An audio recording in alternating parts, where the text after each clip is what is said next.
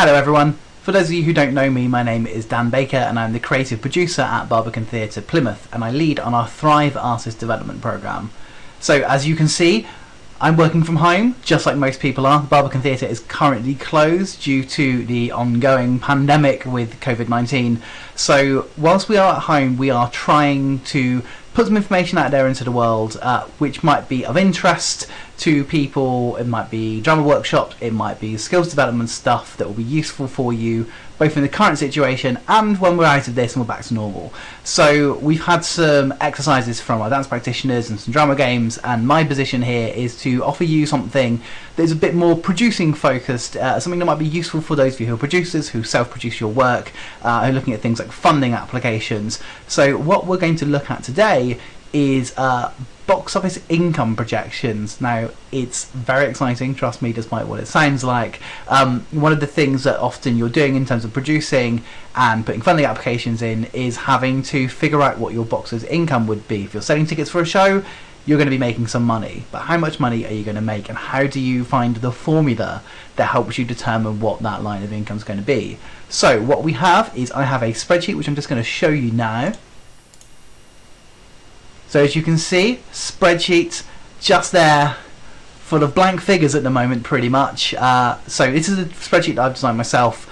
It's something that I'm sharing with you. We'll give you a download link to it as well, so you can have a play with. But it's very simple, just to give you a starting point for that formula in terms of projecting box office income. So we'll look at the basic details here. So, top corner, we've got the name of the venue. Barbican Theatre is what we're going to use because that's who we are. We've got a capacity, but the box is currently blank, which we'll come back to in a minute.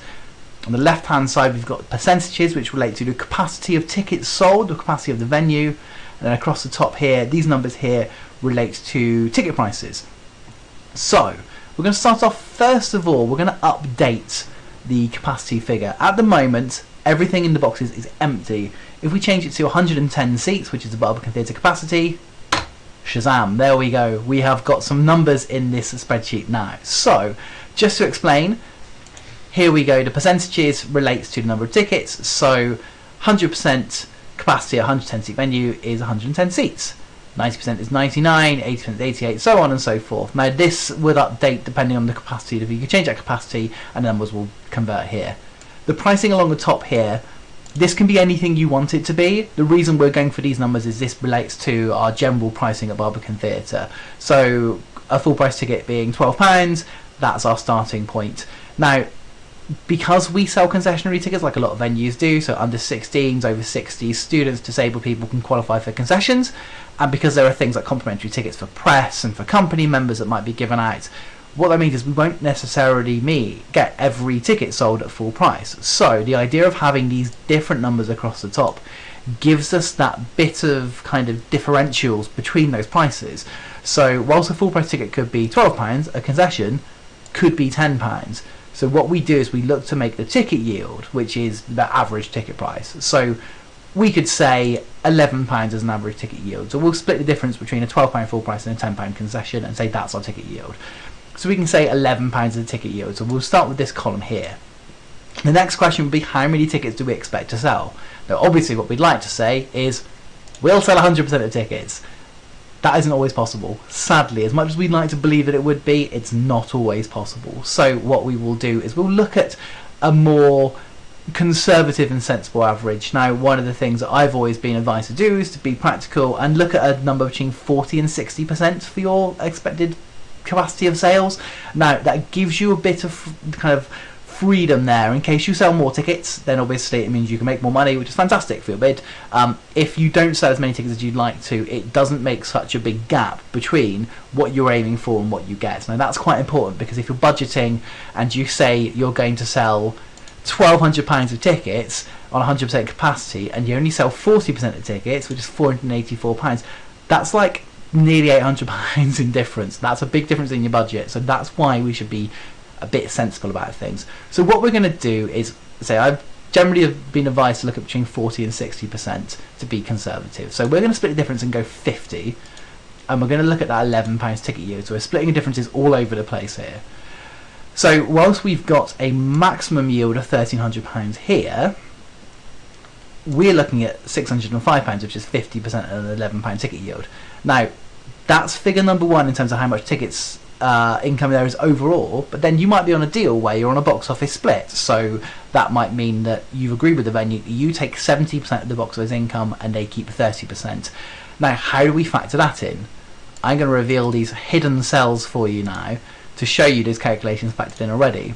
So there we go, 50% of house, £11 ticket yield is £605. Now 70% of that to a company, £423.50. So in terms of putting a funding application into Arts Council, that might be the number you put in there, £423.50 per show.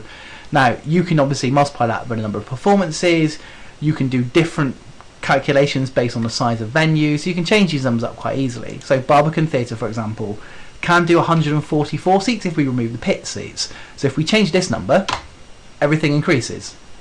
So suddenly the box office to the company goes up to 554.40. Now what about someone like the Plymouth Athenaeum? So Plymouth Athenaeum is 337 seats. Let's watch the numbers here. This is great. Look how different that is. 1297.45. That's a really nice figure to see, isn't it? So obviously the bigger the venue, the more income you're looking at. Now of course you might change the ticket price. You might go £15, £14.50, 14, £13.50, 13, £12.50, 12, £11.50. So again, you can change these numbers around as much as you'd like. You might actually go to ticket yield you think is going to be lower, so you might be a bit more conservative. You might go £13 rather than £14, so you can change that around. That's your highlight there.